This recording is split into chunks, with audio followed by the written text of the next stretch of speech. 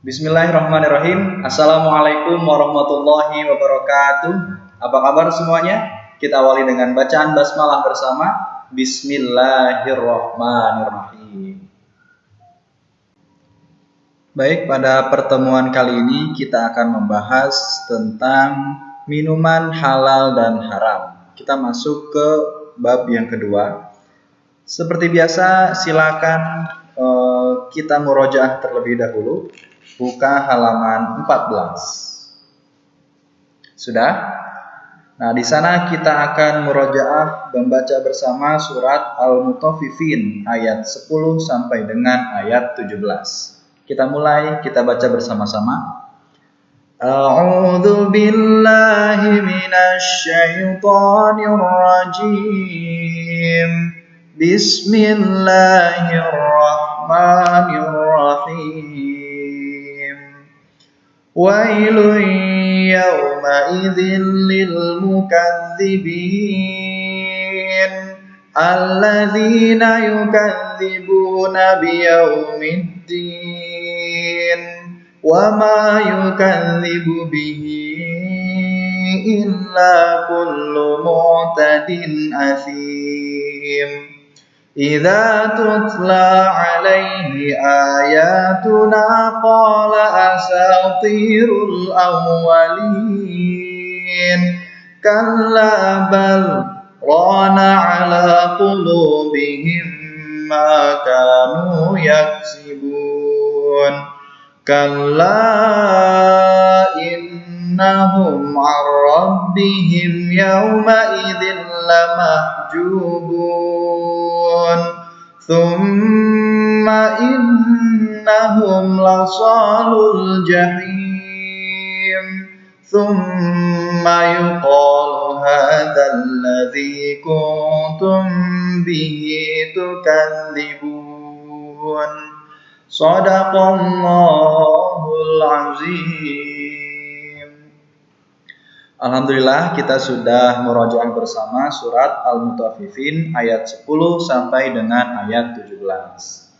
Baik, selanjutnya kita akan bahas tentang apa yang dimaksud dengan minuman halal.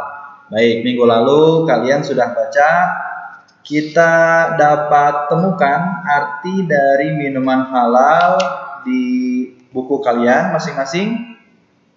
Nah, silakan buka di halaman 16. Jadi kita bisa simpulkan yang dimaksud dengan minuman halal adalah semua minuman yang terbuat dari bahan-bahan yang dihalalkan. Jadi semua yang dihalalkan, semua yang baik-baik, minuman yang terbuat dari hal-hal yang halal, maka itu juga termasuk halal. Nah, di sana bisa dilihat dalam surat Al-A'raf ayat 157.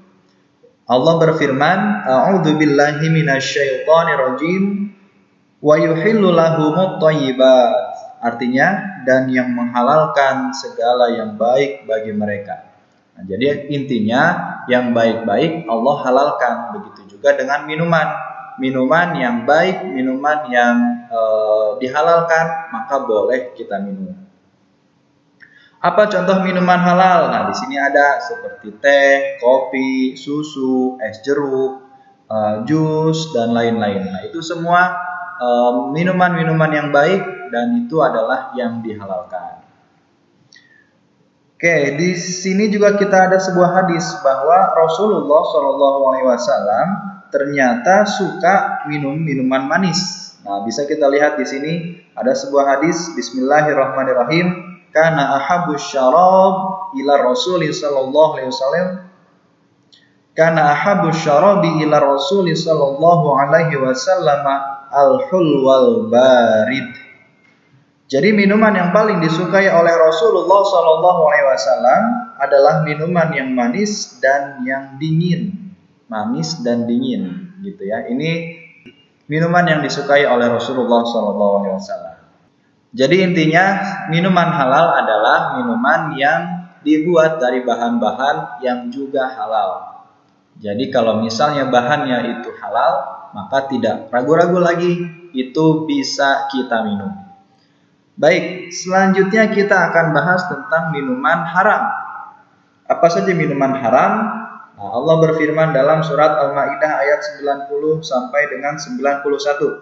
A'udzu billahi minasyaitonir rajim. Ya ayyuhalladzina amanu innamal khamru wal maisiru wal ansabu wal azlamu rijsum min 'amali syaitani fajtanibuhu la'allakum tuflihun.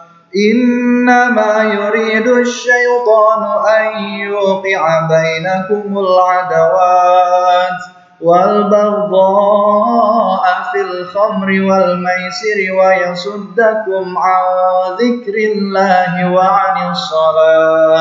وعن الصلاة فهل أنتم منتهون.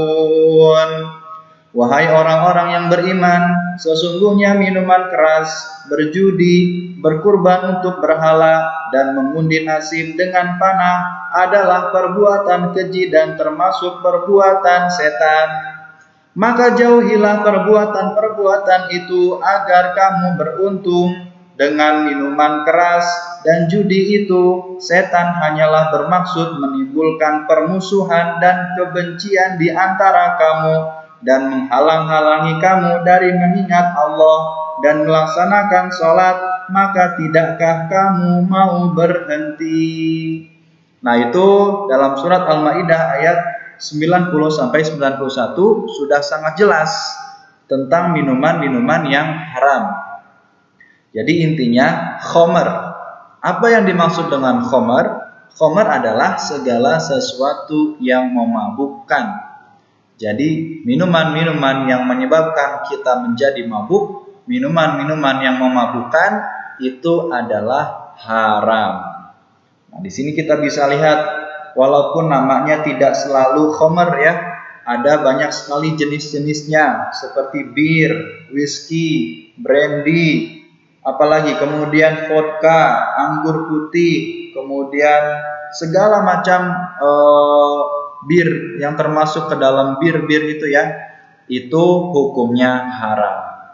Juga termasuk nanti misalnya ada narkotika. Nah, narkotika juga termasuk khamr karena segala sesuatu yang memabukkan. Itu dia tentang minuman-minuman haram. Dan selanjutnya terakhir, apa akibatnya kalau kita minum minuman haram?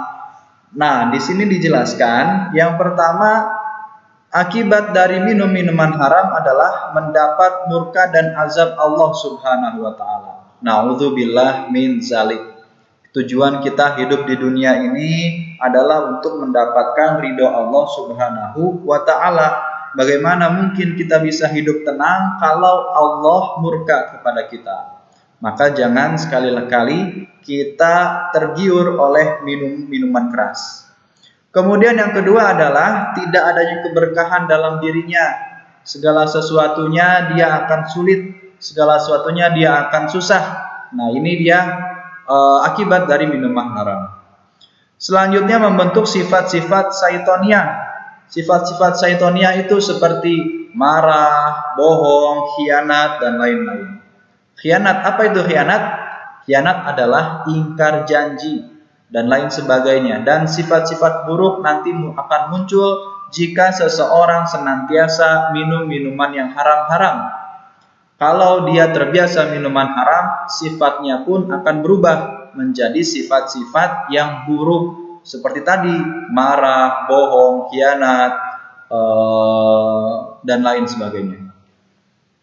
Kemudian yang selanjutnya adalah sulit menerima ilmu kebenaran. Jika seseorang sudah terbiasa, jika seseorang sudah kecanduan minum minuman keras, dikasih tahu, diberitahu oleh orang lain bahwa itu adalah perbuatan yang haram, akan sulit masuknya. Akan sulit, dia akan mengingkari kebenaran itu. Maka jangan sekali-kali kita terlibat, maka jangan sekali-kali kita tergiur sedikit pun oleh yang namanya minuman haram. Kemudian yang selanjutnya, yang terakhir adalah mudah terkena penyakit. Tentunya ya, tidak semata-mata Allah mengharamkan suatu minuman jika minuman tersebut tidak berdampak buruk terhadap diri kita masing-masing. Ya, diantaranya minuman keras itu dapat menyebabkan kita melemahkan kita mudah terkena penyakit-penyakit.